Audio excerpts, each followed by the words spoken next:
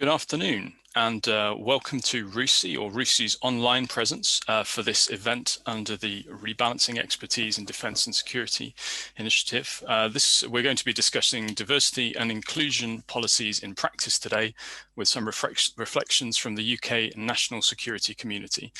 My name is Tom Plant. I'm the Director of the Proliferation and Nuclear Policy Programme at RUSI. I run a programme that looks at all sorts of WMD and proliferation issues.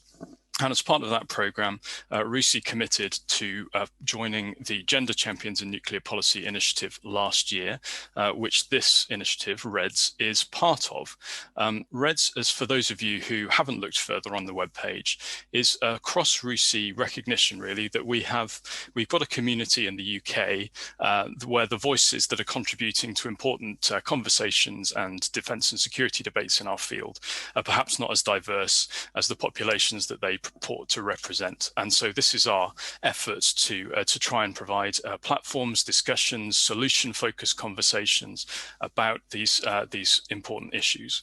And so we're really trying to look at promoting a diversity of voices and discussing the impacts and effectiveness of different measures designed to do that in different fields. I should say thanks to the steering committee and to two of my staff, Christina Variali and Daria Dolzakova, who've played a leading role in setting up today's event. So I'm just the figurehead today, but behind me there's a lot of people who've worked very hard to bring all this together. So our event today, in our previous discussion on the series, we had a very good conversation about what the consequences for not dealing with diversity, inclusivity, and all sorts of related issues can be in terms of sort of operational impact in national security, policing, all sorts of things like that. And that diagnosed a lot of problems and issues and discussed some solutions. Now, today we want to focus a little bit more on the solutions side of that conversation, and most particularly what the British government has been doing in this space. So what we're going to do today, we've got two excellent speakers who I'll introduce in a second. We're going to aim for a frank discussion on the task of incorporating those commitments to diversity and inclusion into things like recruitment, retention, institutional culture, very important, and sort of broader daily operations, because as we all know, sometimes translating an aspiration into reality is rather more difficult than one would like, but also opportunities can be identified along the way that perhaps aren't obvious from the outset. So let me introduce the speakers who we're going to have with us today. First off, we have Catherine Day, who's Deputy Director for the Integrated Review and National Security Culture, Diversity and Inclusion in the Cabinet Office.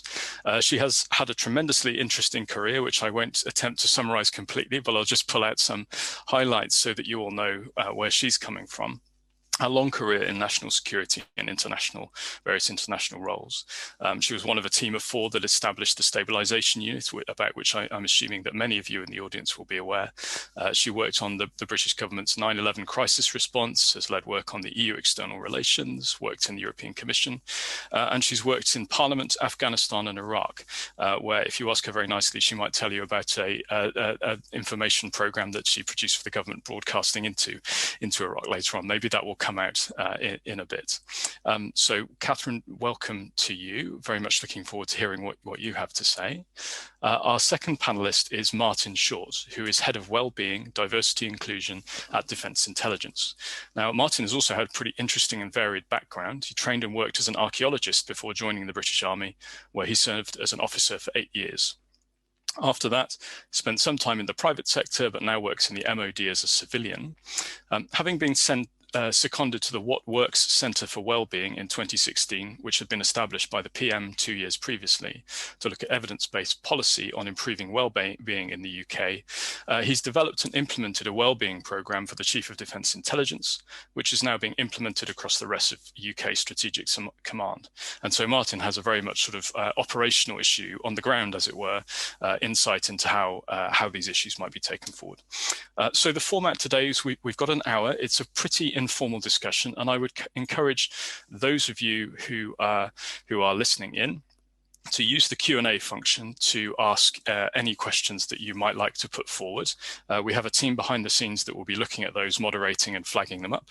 If you see a question that you like that somebody else has asked, you can always just click a little button to upvote it. So that will sort of, the things which get the most votes will bubble to the top, and then I'll see them and ask your questions. I'll try and clump things together.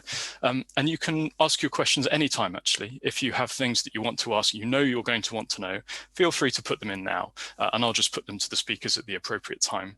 We'll have about 5 minutes or so of remarks from each of them just to set the scene. And then it will really be a conversation between the three of us, moderated and directed by the questions that you will all put in.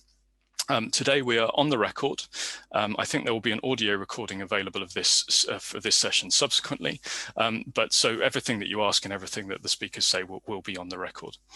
I think that's all I have to say for now, other than to say thank you very much for joining us, and thank you again to our speakers for being here. Catherine, if I might hand over to you to start with a little bit to introduce sort of what you've been doing in your job at the moment, and perhaps what your sort of your focus and interest is in particular in taking this forward. So over to you. Thank you so much, Tom.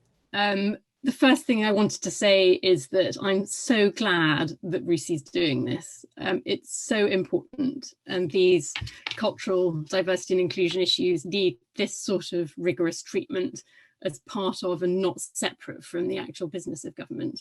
And fundamentally, for me, that's what it's all about, is making government work better. And I would say this, but there's no more important part of government than the national security community, but I do mean it. So there were three things that I thought I'd touch on to get us going.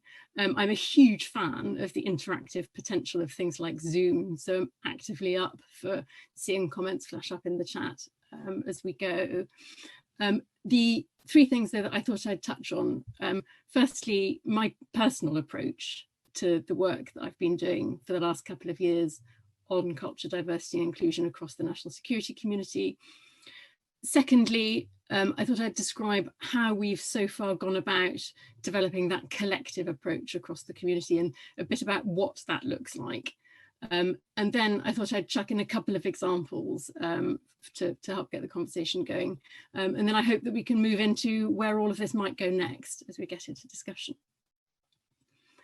So on my personal approach, first of all, and everything that I say today will be basically driven by my personal take on what's going on.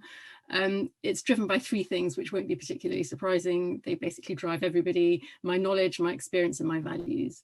But just so that you understand a bit more about where I'm coming from, a lot of what I do is shaped by my study of anthropology. So basically the study of human evolution and behaviour as shaped by the environment that we find ourselves in.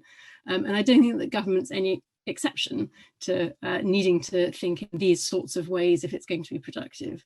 So if you look back over, actually even into Martin's deep history, the anthropological record, it comes through that cultures that harness their diversity succeed and cultures that don't.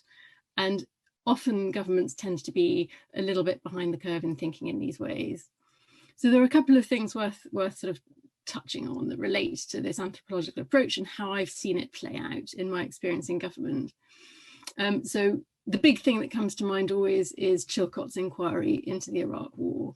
And as a much wiser and more senior colleague than I said to me at one point, if we take one thing from Chilcott, it should be that the lack of an inclusive culture led to our making some very fundamental mistakes. So I find that in the national security community, it's often quite difficult to link cause and effect. And, you know, our success is often defined by things not happening rather than things happening. And so in the interests of linking that cause and effect, a couple of other sort of examples to chuck in. The Charles Haddon Cave report. So this is a QC who did a review into what caused a Nimrod crash in Afghanistan in 2006. And his review delved beyond the actual cause of the crash, which I think was an engine fire or something like that, to understand, well, you know, why in this safety culture and sort of modern day and age would this come about? And he ultimately put it down to a failure of culture, leadership and priorities. Interesting sort of title for his ultimate report. More recently in the press, we've seen Windrush, we've seen quite a lot of coverage of Matthew Said's latest book, which I can commend. The stuff that may have stuck in your mind, it certainly stuck in mine, was the sort of question around whether a more diverse CIA might have seen 9/11 coming, if they might have had a different take on the sorts of messages that Osama bin Laden was putting out from his cave. He arguably was too easy to write off, whereas actually a sort of deep understanding of Muslim culture would have led you to worry a bit more about it.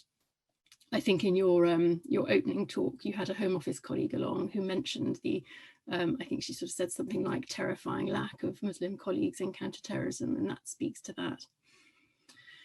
But I think anthropologically, one important thing to bear in mind is that everything evolves for a reason. So for example, some of the strong hierarchy that we experience serves us really well in a crisis, but isn't quite so great when it comes to sort of creating that culture that's more adaptive and more innovative, which is also what we need to be like. My experience also drives this. So I've seen things at the front line and at the centre. I've seen how decisions taken around the Cobra table that don't necessarily feel all that immediate play out on the ground and actually mean lives in practice. And it's so important, I think, to experience that connection in a community like this. In other sectors, like in aviation, like in medicine, the causal link's that much more obvious. Human error causes a plane to crash, lots of people die. There's an interest in understanding it. It's not always so easy to make that connection. And then finally, on my values, I don't think that we talk about these enough, actually, in this sort of context. And I find them a really practical guide in helping to inform decision making. So those are the three things I wanted to touch on in terms of what drives me personally. In terms of how we've developed our approach then across the national security community, again, I wanted to say three things. I'm really sorry, I'm conforming to civil service stereotype here. But the first is, this is a collective effort. So it's across the national security community, and by definition, it's also across government. And this has to be balanced with some of the stuff Martin will talk about, because departments do so much of the heavy lifting. So a lot of what I've been trying to put in place is about sharing what works and spreading that across the whole community, and joining forces where it makes sense to do that.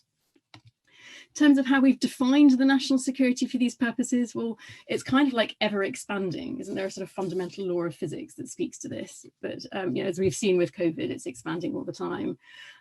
For my purposes, to get us going, we talk about it as the 14 departments. Actually, I think it's 13 now that we've merged had the FCDO merger, that sit around the National Security Council table, sitting in a wider family of armed forces, law enforcement community, and so on.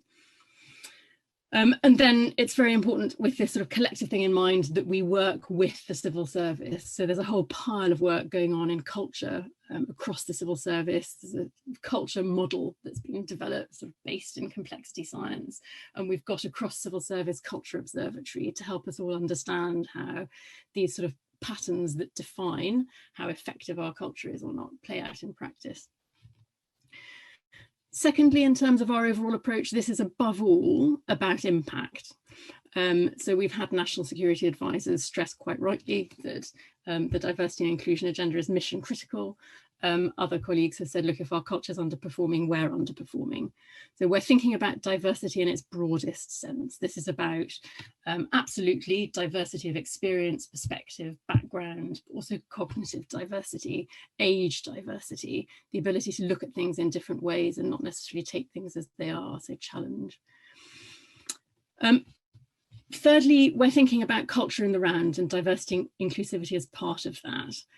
So there's that famous quote about, diversity being invited to the party and so on. But we also notice this sort of play out day to day, that, there's not much point in having a diversity of experience and background that you're bringing to the table if your cultural pressures then just force everybody to conform and behave in exactly the same ways to get anything done.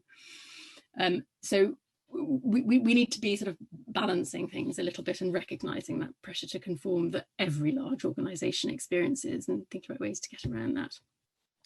So in summary, our basic theory of change is that if as a community we're more diverse and inclusive, then we will take better decisions, we'll implement them better because we understand the communities that we serve better and which we affect better, we'll innovate more than our adversaries, and all of this will ultimately improve national security outcomes and public trust.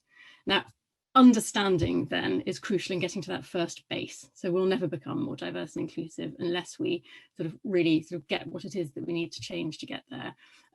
And to get that understanding we need, and then that change, we need a proper, meaningful and resourced effort. Which brings me to the practical things then that we've done to put all of this in motion across the community. So let me tell a very short story. It starts with the 2015 Strategic Defence and Security Review, which is the first time really that we publicly mentioned a commitment to this. And we started very modestly. We said, well, we'll set up a network. It had a dreadful acronym. I can't remember it. It's something like SADIN, Security and Defence Diversity and Inclusion Network. Since 2015, this has grown. We've tried a couple of things.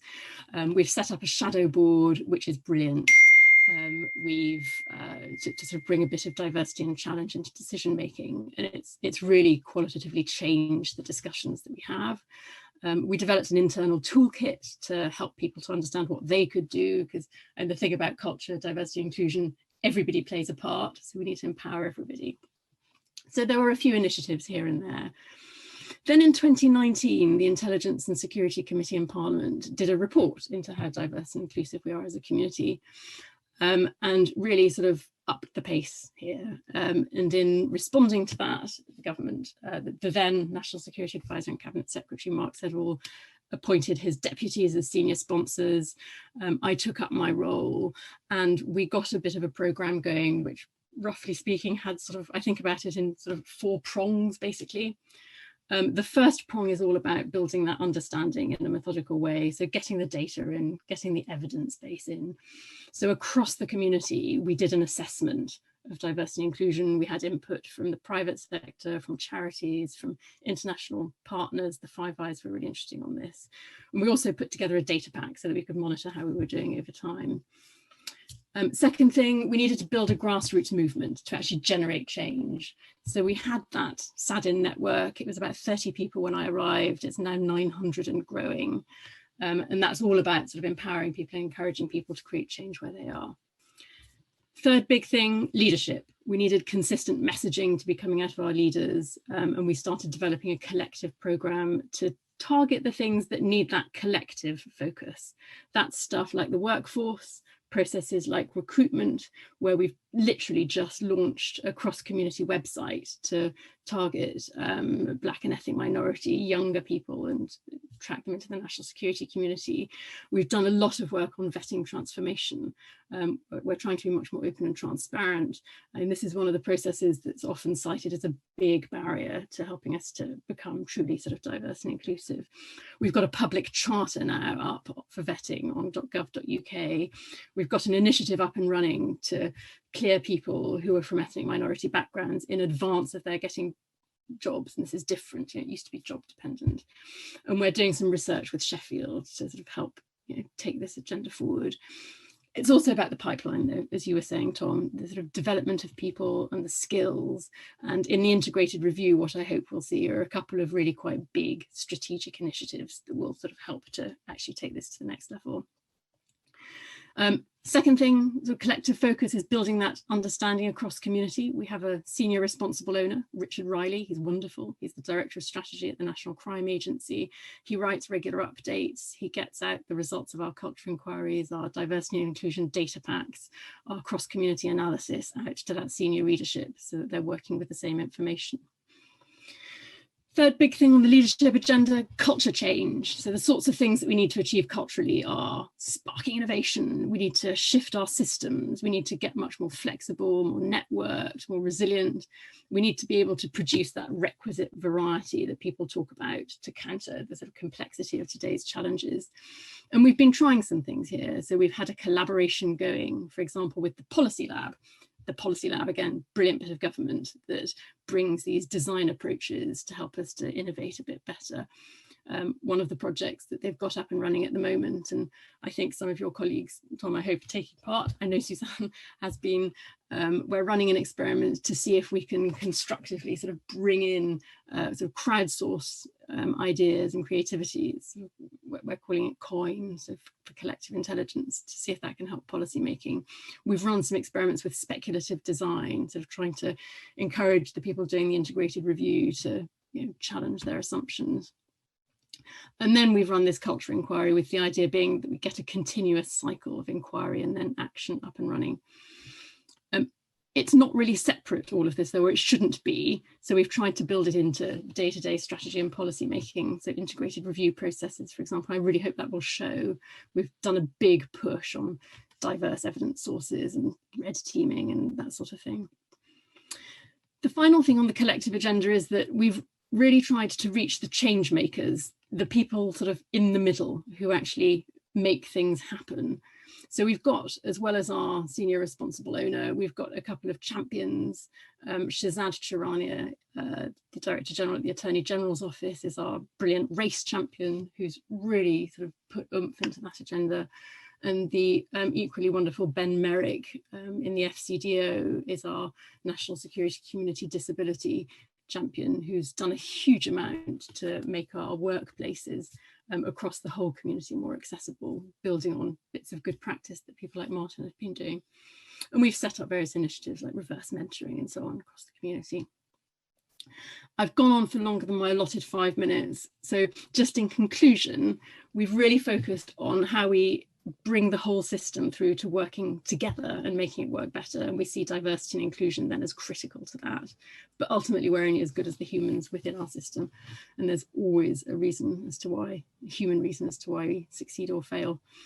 And that's why I'm really glad to be here. We want to carry on engaging as widely as possible, keep up that learning and improvement cycle. Thank you. Yeah, thanks, Catherine. And don't worry about running on a bit long, because it's all gold. One of the things that immediately springs to mind is some of the things you're talking about. It would be amazing if some of these things were more publicly available. I can imagine, for example, your internal toolkit as a standard setting thing, if that were available to other organizations, I mean, that could be a sort of trend setting thing. Maybe we can come back to that in a second. But Martin, let's come to you now, because Catherine has her sort of oversight of more or less everything by the sounds of it that's going on, and we will come back to the sort of the definition, as you call it, of the national security community, because I think that's worth understanding what we're talking about here. But Martin, you've been doing some very more specific things as well as contributing to these broader agendas, haven't you, as well? So it would be very interesting to hear what you have to add to that from your sort of particular perspective. So Martin, over to you. Sure, yeah, thanks, Tom. So, I mean, I think what I'd like to do is actually just sort of, we've already heard about, perhaps the macro side of it, the strategic side, and, Catherine's been talking about, what she's been doing across the whole sort of national security community. So what I'd like to focus in is really more in on one intelligence organisation, my own defence intelligence. And really, I think to start off doing that, I'd like to sort of focus on, the benefits that D&I actually brings to us, because I mean, ultimately, the art or science of intelligence is about helping people make better decisions. So how can we actually sort of harness well-being, diversity and inclusion to make sure that our organization is culturally configured to make sure that we help people make better decisions? And so we deliberately combine the well-being and the D&I function within defence intelligence because they mutually complement each other. So from a pure inclusion point of view, when you actually start looking at the well-being benefits of that, there's massive advantages to taking that seriously. The well-being evidence at the moment that, you focus on inclusion, you make people feel welcome, you give them that sense of belonging, that sense of feeling valued, that sense of being part of something bigger, that sense of agency and control within an organization. All those things bring benefit to business output. So you can look at enhanced creativity, better performance, better innovation, better capacity to learn, to respond to change. So all those things, investing that sort of effort in the well-being and the inclusion side of things can really help staff, feel happy, healthy, fulfilled within an organization. And if the staff are thriving, chances are the organization is going to thrive as well. So I think the evidence certainly on the wellbeing side is very, very conclusive now that those organizations that invest in making their organizations better place to work get hard business benefits as a result of that.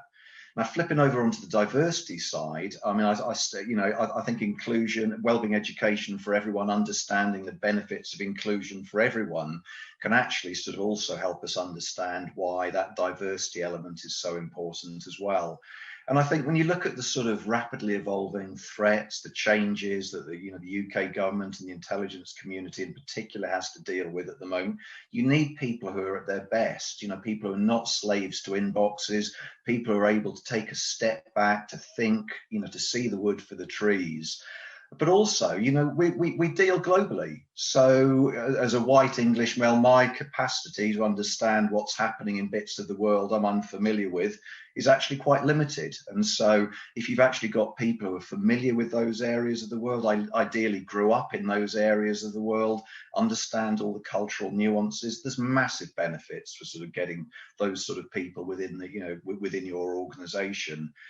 I think you can actually look at the neurodiversity element of it as well. We have a large number of people on the autistic spectrum within our organization. We're an all-source analyst, we're a large part of our organization is concerned with all-source analysis. And if you've got people who are really good at deep focus, really good at detail, those sort of neurodivergent capabilities, again, can bring massive benefits to the organization.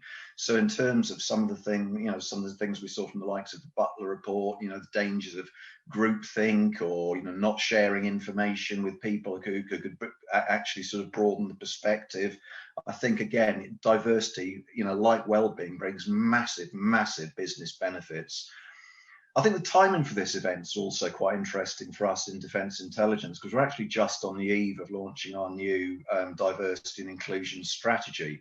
And what we've tried to do that is map it with the likes of work that Catherine's been doing in the national security community. We've mapped it to MOD, we've mapped it to UK Stratcom, and we've tried to map it to civil service ambitions as well. So that there's really 4 strands to our work. So the first is taking an evidence-based approach to this, and that is important because the data that we have on wellbeing and on diversity inclusion isn't where it needs to be, at least not in my belief at the moment. We have tools like the People Survey, the Armed Forces Continuous Attitude Survey, which will give us some insights. But when you think that the Office of National Statistics hasn't done a census since 2011, so we're now waiting for a new census this year to give us a really good view of what the demographic laydown is in UK society as a whole. People on the civil service HR or the MOD HR system haven't been able to record their sexual orientation since before 2015. So, we've still got quite a lot of work to go in terms of getting people to declare that information. We did a survey recently in Stratcom, and 1/10 of people didn't declare their demographic characteristics. So when you're really trying to understand what's going on in workplaces, that there is that real need for a data-driven approach. Unless you know where you are, it's difficult to know, how to get from where you are to where you want to get to. So that data part I regard as being really important. The other thing is actually making sure you're getting the right people into the organization. So one of our strands is acquiring and retaining talent. And a lot of that comes down to people's perspectives of, what they think the culture's like within the national security community or, the intelligence organization they're seeking to join. If they see it as a diverse, welcoming place, they're likely to apply to go in there. If they don't see it as such, then, perhaps they'll look elsewhere for employment opportunities. So again, getting the right people into the organization, helping them understand that it's going to welcome them, that there's a really sort of enjoyable, fulfilling career ahead of them. That's a massive chunk of it.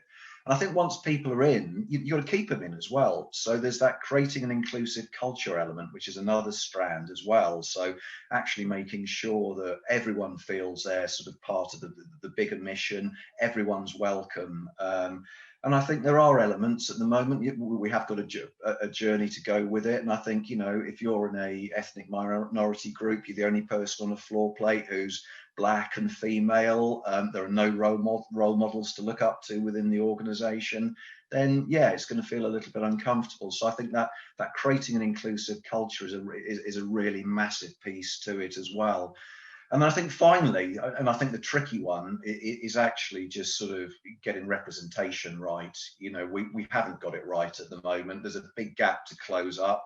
If we try and do it really fast, it's going to be quite challenging. If we do it slowly, then, you know, people who, you know, may think they would like a career within the intelligence community will not see that diversity that they're looking for. So clearly there's a balance between sort of, you know, doing it quickly and sort of doing it slowly, but we've got to get there in the end anyway.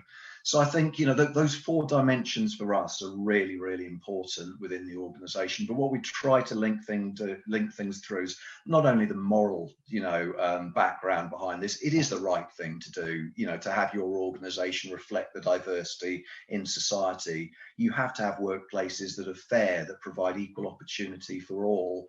But I think most importantly of all, there were some really, really hard business benefits in, not just on the wellbeing side, but certainly in the intelligence domain, when you're trying to actually understand situations, when you're trying to evolve in line with constantly, you know, changing threats. You need your people at the best and at their best, and you need them to be diverse as well, so you have that all-round capability. So I'll stop there for now, Tom.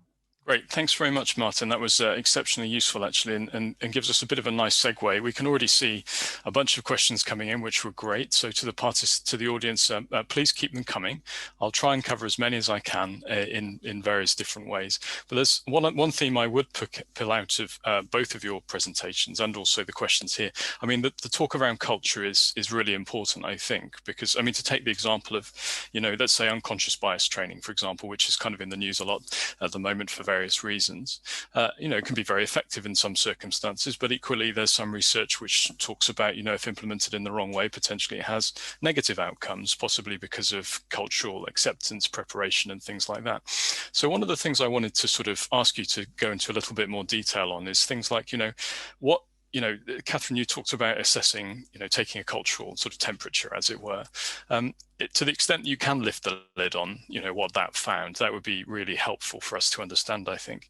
And then also to talk a bit about, you know, where responses have been made to that or seen as necessary to that, what's been effective, what's been ineffective, because I suspect a lot of people who are dialing in would like to learn from best practice, and if you have an opportunity to share that, that would be great. And again, the same to you, Martin. You know, where have measures been effective and ineffective? Because I think, speaking honestly, we've all been, you know, we've been trying to move this agenda forwards, and all of us have got experience of things which have worked well and sometimes which have crashed and burned. And so let's learn from those experiences. I mean, Martin, let me come to you first, and then Catherine, I'll come back to you on the broader issue. Thanks. Martin, go ahead.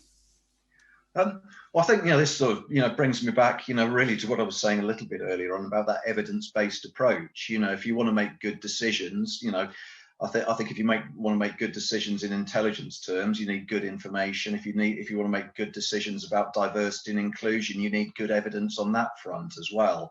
And, you know, I think there's a number of different sources. There's lots of tools that we can use. I mean, in the civil service, I've mentioned the Civil Service People Survey, Armed Forces Continuous Attitude Survey. Surveys, I think, can take you to certain points. You know, particular tools will delve into more detail in certain areas than others, but I think ultimately you need that mixture of quantitative and qualitative information as well. So on the quantitative side, we've made quite a lot of use of wellbeing and D&I surveys to actually understand what's going on within the organisation. Back in June 2020, UK Stratcom did a wellbeing snapshot survey, which was able to help us really understand how well-being varied by demographic group. And we looked at gender, we looked at sexual orientation, we looked at age, We looked at ethnicity, we looked at military, civilian, we looked at disability as well. And that provided us with some really, really good insights of, where we had sort of areas that we needed to pay attention to. And it also flagged up the issue I mentioned earlier on, that 10% of staff weren't declaring their demographic details. So again, if you're trying to make sort of sensible decisions, you've got to try and fill in those gaps. I think on the qualitative side, I mean, one of the most helpful things we've done recently is we had a let's talk about race session. So we got a whole sort of we got a number of staff from minority backgrounds from within defence intelligence, and we had a series of workshops with each of the senior leaders. So each of the 4 senior leaders within the organisation sat down with a group of staff, and we tried to explore, what the lived experience was, for people from minority backgrounds.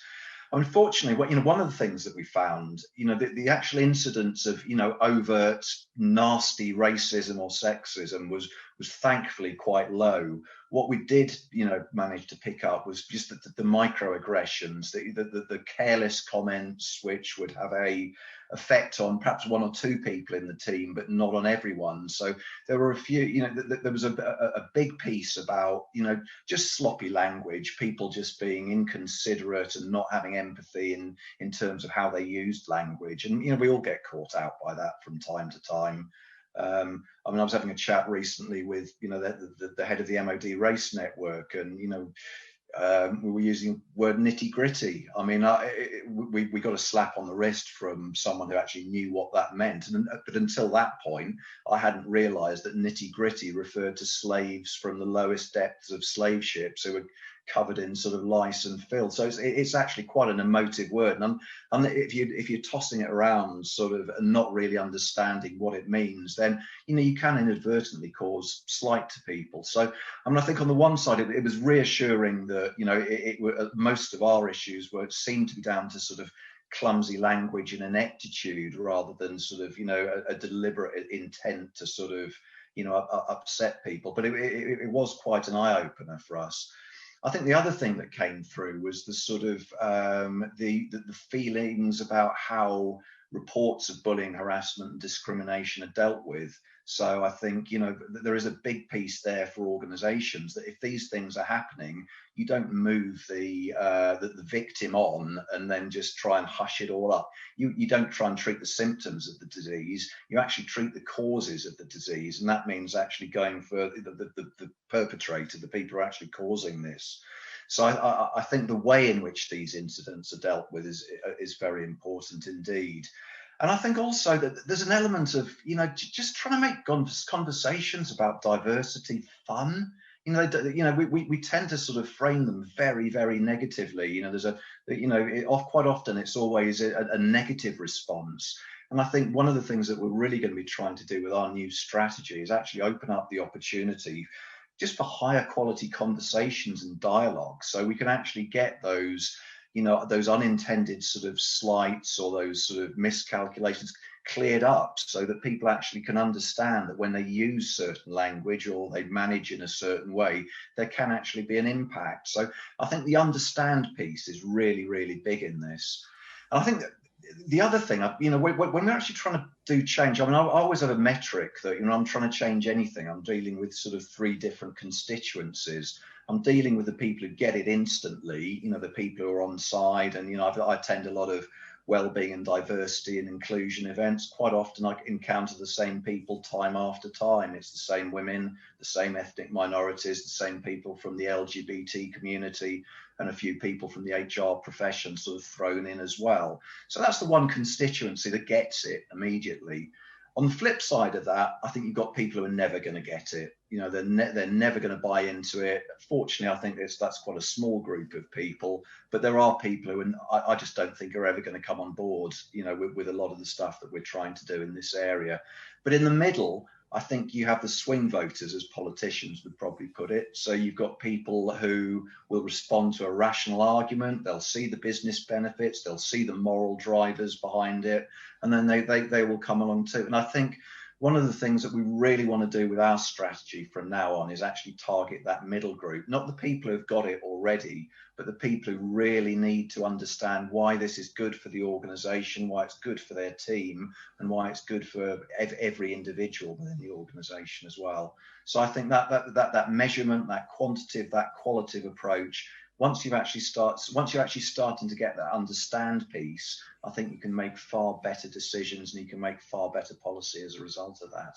It's very interesting. I mean, there's been a few comments in the Q&A box which sort of speak to some of these things, and I'm very taken by the point that you repeated about the number of people who didn't respond with demographic information. And the immediate question that flags is, number one is what's the engagement rate in general, because there might be a whole bunch of people that just aren't engaging with the whole thing, and that's quite an interesting piece of data in itself. But then the question is why? Is it because and Madeleine Moon's question here as well, former MP, head of former president of the NATO Parliamentary Assembly, has been talking about the trust in the military as an employer, which I think we can also read across in some of the things that you're talking about here. I mean, one thing for you to chew on as I go to Catherine, perhaps, is the extent to which people feel that this is actually genuine, right? That the organisation is genuine in caring about them, because I think there's a reasonable amount of evidence, as Madeleine highlights, that in the past it hasn't, and it's cared more about the organisation as a whole. So anyway, Catherine, please, what's your sense of the temperature of culture, as it were, and how and where changes have worked and where they haven't? Gosh, so much in all of that. Just speaking to Madeleine Moon's point, though, there are some really interesting correlations that are well worth delving into, and I'd love to sort of do more on with a bit more brain time between public trust and various elements of diversity and inclusion. So, on trying more systematically then to understand our culture in a way that we can work with, this actually stemmed from an idea that I picked up from the ISC report. So they had a witness, I think she was from HSBC, who'd said, oh, we'd done a culture inquiry and it was transformative. So I thought, okay, well, we should try some of that. At which point I met this sort of new team set up in civil service HR who were developing a civil service culture observatory and looking at how systematically we could do better across the board with culture. So we sort of helped to pioneer this new approach, really, to see if there was anything in it. And we rolled out their culture inquiry model across the national security community, which wasn't sort of rocket science by any means. It was social science, but it gave us quite a lot of data to work with. We used workshops, we used interviews, and we drew from those these sorts of simple rules that you can make out, these patterns of behavior. The sort of classic example of this dates back, I think, to the 1960s and the early days of animation. And a computer scientist who realized that in order successfully to model the flight of birds, you just needed 3 simple rules, and it all worked if you followed those 3 rules, but it all fell apart if you didn't. And I'm going to challenge myself over the course of this to remember what those are, but I can't offhand. But it's the sort of culture inquiry process was designed to extract that. So sort of what people feel characterizes the way things are around here. From that, we were able to pull out some really big patterns that just sort of kept emerging. And as part of this approach, we sort of updated the inquiry with COVID to see if we could spot how some of those big rules had changed. Again, none of them will be a huge surprise. It's things like the strong sense of hierarchy, but it was really the detailed data that we got underpinning that about what we should keep, what we needed to change that was most useful. And then we did see some changes with COVID. Again, nothing particularly surprising, and other sectors will have seen similar, but for example, some marginalization emerging. What that's given us is, I hope, the beginnings and a baseline for a continuous cycle of learning, reflection, and then improvement, and then sort of monitoring and adjusting as we need to. And we've started to set that up with the SRO, sort of writing his regular updates and regular conversations at leadership level. I'd be very interested in building on that, whether that could be sort of something that we pull out of this series as something that we do in a more collective way. When I first got this job, I approached all of the think tanks to say, oh, what thinking have you done? This is interesting. And interestingly, Karen was the only one to respond. And so I sort of feel that this is vaguely meant to be. A couple of challenges that we found as we were sort of developing this approach. It was quite difficult that there was no commonly recognised definition of inclusivity at the start. We've sort of felt our way towards this sort of sense of belonging, where everybody's able to bring their authentic selves to work and everybody has a voice. And then in practice, this has translated into things like stuff that Martin was talking about, into sort of an effort to set up ways of more systematically embedding challenge in our decision making and that sort of thing. But as Martin was talking about the difficulty of reaching out to the people that we need to reach out to, one of the things that I'm really keen to pilot now is sort of targeting this as an essential leadership skill. And I personally strongly believe that the leaders of the future just won't be able to do an effective job unless they can do this big sort of organizational design development, sort of big organizational culture pieces. And what better way to sort of bring people into this, really. So we'll be reaching out to future leaders and trying out the message. If you fancy yourself as being sort of on the up, then this is something that you really should be learning about. If I had a legacy, then the sort of thing into which I would be putting money now would be a really big international collective venture to understand the effect of human factors on government and geopolitical decision making, and to do better across the board. So to be as rigorous, for example, as the aviation sector has been in designing cockpits. So in our case, this would be designing meeting rooms, whether they're virtual or physical, so that people don't accidentally take decisions that play out really badly. And I think that technology has so much to offer here. I mean, the potential of using things like synthetic environments and digital twins to play through how decisions might play out is just going to be hugely valuable in the future. And it'd be nice to get there sooner rather than later. It's a really interesting suggestion, and obviously, if you did have a legacy, then I would be delighted to take forward that project at RUSI. No, I mean it's an exceptionally good point. I mean, let me take an example from wargaming, for example. There's an awful lot of literature about the use of wargaming or simulation-based activity to understand outcomes in particular sort of scenarios, be it conflict, political, or whatever. There's relatively little literature that looks at the effect of, say, team composition on wargame output. Which is critical, right, to understanding that. And that's very similar to the kind of thing that you're talking about, I think, Catherine, which is those decisions. And the interesting thing about wargaming is it's all very well to do wargaming, as, for example, exercise sickness successfully did with an influenza pandemic scenario. What has to happen, though, is that the decision-making bodies and actual sort of machinery then acts off the back of what's found. Indeed, and I think that speaks to some of the questions that we've got coming in the chat. Now, one of the ones I think I will come back to this issue, inclusivity of opinions being heard and then acted on and being seen to be acted on, because I think that's super important. And speaking candidly from the outside, if that is happening in government, I can see a lot of good rhetoric, as it were, from senior leaders. But I know, one of the audiences challenged us on the representation on the panel, right? In a conversation that we're having of the kind here, there's relatively little representation from a underrepresented group. Although I will say one of the other questioners has quite rightly pointed out that not all protected characteristics are visible and not all important characteristics are protected. So I will just say that, but I think there is an interesting one here which speaks to the culture, right?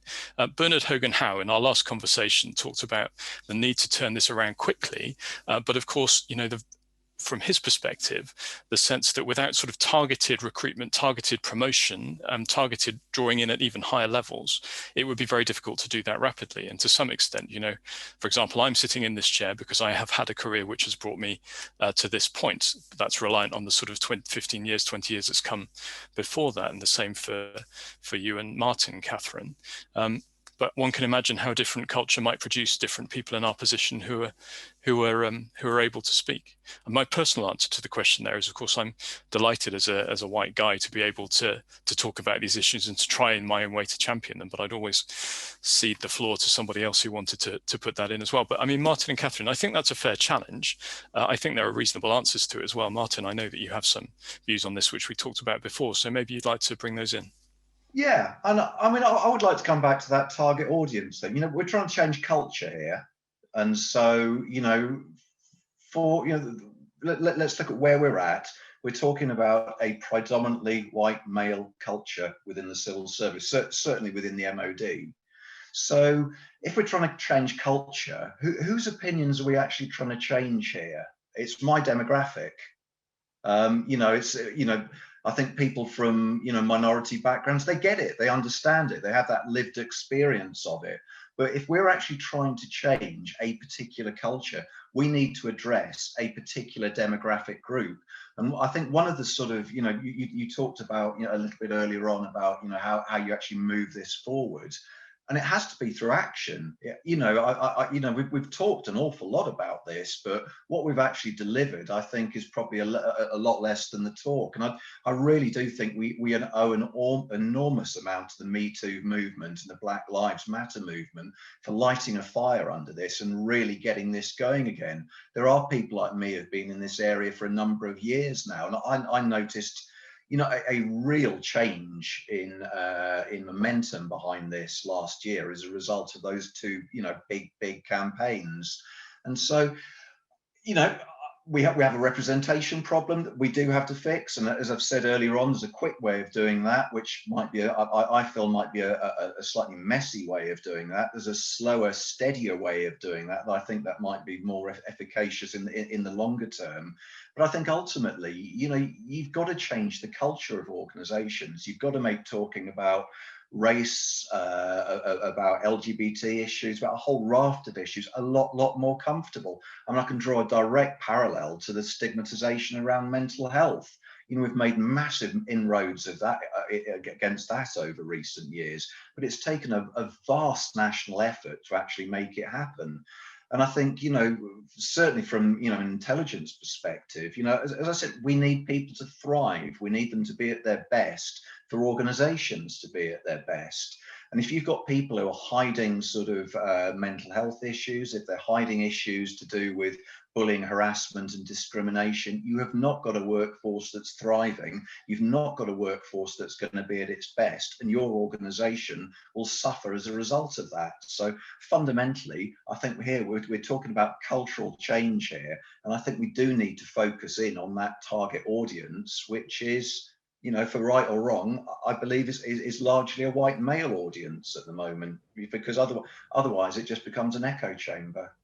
I think it's very interesting. I mean, your point around mental health in particular is very close to my heart. RUSI's been doing a lot of, I think soul searching actually over the last few years, as you described. Many have. And I've got to say, when I started in government, there's no way. So I've suffered from depression on and off for quite a long time. And there's no way when I was going through the vetting process, I would have been as willing to be open about that as I am now with my colleagues at RUSI, who I'm proud to say have been exceptionally supportive.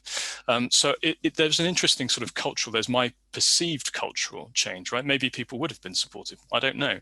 I didn't feel like I could put it out there, but now I certainly do. So that's a sort of perceived culture issue, isn't it? I mean, Catherine, what's your take on this? Who should be speaking and to whom, I suppose, and how we look at those protected and non-protected characteristics that are less visible, less obviously measurable. Maybe people are less willing to put themselves forward as being in that category for whatever reason. There's something big for me around people being open. And so, the impact of General Patrick Sanders talking about his mental health issues publicly. Yeah, right. Actually, that was a stunning example. Yeah. Really can't be underestimated. And then beyond that, it comes down to everybody being encouraged to just do it. And as we were saying before, if if it's not your way of working, then recognizing the fact that this actually hinders the organization in the end, that needs to be formally recognized in recruitment, promotion and development processes. So I'll never forget the electrifying impact of Sue Owen, who did the review sort of civil service bullying, sort of sitting at one of these tables saying, look, it's very simple. You've just got to stop promoting bullies. And it sort of felt as though it sort of dawned on people a bit here. I mean, the thing about culture change is that a colleague and friend of mine talks about culture as a balloon, which I quite like as an image. So your culture is quite full of air, and some of the air is bad. But if you want to make room for more good air, then you've got to let out some of the bad air. So you are losing some things that are valuable. Potentially taking the example of sort of hierarchy that I used earlier, maybe you're sort of losing a little bit of that speed of response in order to make room to listen to a wider range of perspectives, do a proper red teaming exercise. I mean, my basic take is get yourself set up properly, and you might lose half a day, and that's in the grand scheme of things, that's absolutely fine. And that's where the value of things like shadow boards comes in, I think, while we work on actually sort of changing the workforce of the organization. But again, personally, I'd like us to be doing that faster as well. So, why not sort of, in a much more collective, systematic way, target the roles that would benefit from external experience and, go for it and do it in a responsible way, structure it properly as a pilot, prepare people properly so that they're walking into a culture that is inclusive for them, where they can perform really, really well. I mean, we've had a couple of examples where we, I think, haven't made the most of people like that, but there's no reason why we shouldn't. So it needs more and on more fronts, and I'm completely passionate about this. I can tell. And I think it's a shame we've only got an hour, because we've got only a few minutes left to really run into all of this. And I think any one of these lines of conversation we could spend a lot longer on. I mean, that sense around sort of not promoting bullies is quite interesting, because obviously, it's interesting, isn't it, how central government to some extent takes its culture from the political structures of the day. And I won't ask either of you two to comment on this, because I know you can't. So I'll simply offer from my own perspective that I'm not sure the future that you're describing is completely aligned with what we hear, at least from press reporting, of the way that the political parts of central government always operate. But anyway, there we go. That's a personal perspective. So I do think there is that kind of high-level thing. I think, Tom, the important thing is to bring it back to impact. Yeah. And ultimately, everybody wants government to work in keeping people safe. And actually, this is one of the incredibly important ways in which we make that happen. I've got one thing on that, Tom, as well. It's just the link between recognition and reward. We tend to recognise leaders for the delivery of products and services. If you take an evidence-based approach, you can start linking that into how well they look after their people too. Absolutely. And I think that links to one of the questions we've had here, which is about how you improve and track culture. I think to some extent that's been answered. And it sounds like, that sort of not promoting bullies, that sort of assessing people against the things you actually want them to do is pretty important there. One of the things that's been is actually quite, we've kind of danced around it a bit, the sense of culture gets to it. And you pointed out it a little bit earlier on in the conversation, Catherine, this idea around sort of people feeling that when they have access, that their contribution is not just that it's welcome, but they feel that it can be put forward in the way that they want. So let's say, jargon in the military, for example, is a thing. There's a particular way of speaking and talking that's accepted. And it's the same in science, my own field. If you don't use the right language, then, it's a signifier of non-membership of some community or other. So do you have any thoughts? I mean, have you thought much about this kind of belonging element, this sense of, you've got this process of cultural change, but have you thought much about how people feel that they belong to an organization and whether that's sort of going in the right direction? Either of you, actually. Catherine, maybe go ahead. Yeah, I have thought about this a bit in the context of the culture inquiry, which told us things like that those working within our system wanted to shift some really big stuff. So including, for example, our connection with the citizen, including how innovative we are. And then an interesting one around ethos and values, which we've spent a little bit of time trying to sort of understand properly. because and that's why I said at the start of my remarks, I'm not sure that we talk about this stuff enough. Because for me, belonging is about sort of identifying with that shared purpose. And we're lucky enough to have a community in which there's a very strong sense of shared common purpose. But we don't yet in a consistent way across the community use our values to make people feel as though they belong, to make it easier to understand when we should surface things and when we shouldn't. One of the cultural examples that stuck with me from my early career was when I was working with, doing a bit of work with Alistair Campbell on the side, and just observing that there's this person who, you know, as with all politicians, wanted the country to be better and wanted things to work. But he came into government from this culture where he was used to being challenged. It was really obvious.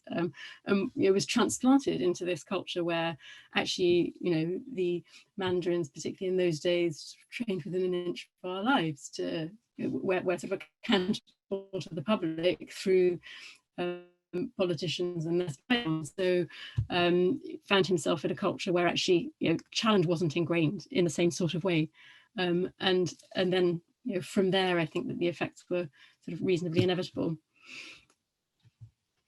Thanks. Martin, I mean, we're coming up to the end of our time. Martin, I did want to get your reflection on that, but if I could also ask you sort of to think about, in maybe wrapping up, there's a couple of things that I wanted to throw in, maybe top lessons, if you like. One is sort of practical lessons for leaders who are driving this forward.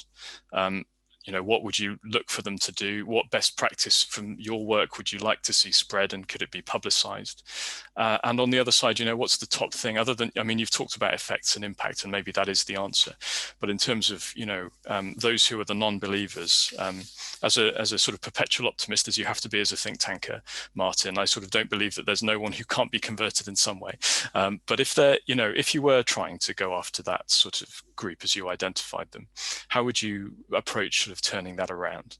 So reflections on the first thing, you know, advice to leaders on what works, and then, you know, convincing the unconvincible. Martin, go ahead, and then Catherine, I'll come to you to round up. I think on the belonging side, I mean, for some organisations it's easier than others. I mean, I think if you look at the GCHQs, you look at the security services, the secret intelligence services, you know, they have quite a lot of control over their own brand. I think defence intelligence is in a slightly different position in that we're a business unit of the MOD, so we have to fit into a wider organisation, and perhaps we're not free to carve out as our own individual identity as easily as perhaps other organisations might. But I would like to come back to the point that I made, certainly on that issue of belonging, about well-being being an enabler for D&I, because I think when you start educating people about you know, the things that affect well-being in workplaces, when you encourage people to reflect on what it's like perhaps to be marginalised within a group, you know, you might be a civilian within a group of military within our context, you might be military within a group of civilians, you might be, you know, someone who thinks differently to everyone else or holds a different opinion to everyone else. I think when you actually start to personally reflect on what it feels like to you personally when you're excluded from a group of people, I think it then becomes very much easier to empathise with people who may well be excluded on the basis of their physical characteristics, or the fact that they're gay, you know, the fact that they're black or whatever. So I do think well-being can help people understand why that diversity and why those diversity and inclusion sort of issues are just so important. And I think the other thing is just focusing on those hard business benefits. You know, you can look at the moral case for, you know, well-being and diversity and inclusion, just it's the right thing to do. But I think even for the most hard-nosed sort of, you know, head of any organisation, if you're actually sort of able to articulate what those hard business benefits are of, you know, getting the well-being bit right, getting the inclusion, getting the diversity right, organisations that get that right are better organisations. So I think there's a clear benefit from that. So I think the evidence-based approach, where you can actually demonstrate, I did this, or we did this in the organisation, we evaluated it, and the effect was this. So coming back to the impact that Catherine was talking about earlier on, that measurement becomes a very, very powerful tool. And I think that's probably where I'd round it off, because it is the old adage of what gets measured gets managed, and I think if you know where you are at the moment, where you need to get to, and you can actually sort of conduct measurements on the interim. So our new diversity and inclusion strategy, for instance, it goes out over 5 years, but we review it every year and evaluate what we've done over the course of that year to see whether it's worked. If it has, we do more of it. If it hasn't worked, we try something else. So there's that lesson learning experimental approach. But I think fundamentally, that measurement aside, what you really need to give organizations is the tools to do that. So obviously you need that sort of senior level support, that senior level commitment, but giving people at the working level the tools that they need to do that. So yes, we've had a debate about unconscious bias training, but when you look at things like active bystander, giving people the tools that they need when they see something going on which shouldn't be going on, you're giving them those tools to step in and do something about it and change it. So I think that combination of both measurement and equipping people with the right workplace tools and the support to do things, I would put those at the top of my list. Fantastic, Martin. That's very helpful. And I'll repeat again, I would be delighted. I think many of my counterparts in other organizations would be delighted to see central government putting out what it thinks are good toolkits in this space on that. So, I mean, Catherine, maybe you could pick that up. Who knows? But over to you, Catherine, to respond to those points and to round off the session. Yeah, I've belatedly discovered that the Q&A chat is separate to the chat and all of these really interesting inputs that I could have been factoring in. So the main thing in wrapping up that I'd like to say is that I'd like to carry on this conversation and maybe in a sort of a number of different sort of forms, so some sort of private ones as well. One of the big things that for me this whole discussion has reinforced, and in particular Malcolm's question, which is right at the top of the list, it's been voted up so many times, reinforces for me is the sort of urgency of instituting this continuous learning cycle, so that we're sort of picking up as we go on where things are going adrift and where we need to course correct, where things are going really well and where we should be sort of scaling that up more widely. Arguably, I would say that because my sister runs a tremendous podcast called How to Fail, and it's an approach that I think should be brought into government a lot more as well. So other than very much looking forward to picking up the conversation, including what we might do on a toolkit for the wider community, that would be it from me, Tom. Thank you so much for having me. Not at all. It's been fantastic. Thanks very much to both of you. And that's a great segue, because we will be having obviously more events as part of the REDS initiative. We hadn't completely defined what the next one was going to be, but we knew it was going to be in a couple of months. I'm wondering if we've now found our candidate subject of discussion. But anyway, one to discuss with the steering committee. It only remains for me to thank both of you tremendously for giving your time and all the preparation that you did in advance, and for the work that you've been doing. Sharing your insights has been superb. I've learned a lot, and I hope those in the audience have also found it useful. I'm very sorry to actually the majority of people whose questions we didn't get to, because there were just so many and so much content. I think that shows how much interest there is in sort of getting concrete answers, concrete progress on this. And it's amazing. It's really good actually to have people who are working on this in government able to come out and talk about what sort of sits behind the rhetoric, what's going on there, and to be so open about where it has and hasn't quite worked and what's going to be done next. So from us, that's all. Thank you very much to those of you, to all of you for joining. If you want to review this presentation, this discussion subsequently, there will be the audio available on the RUSI website. Otherwise, watch this space for more from REDS. And that's all from me, Catherine and Martin. Thank you very much for joining us.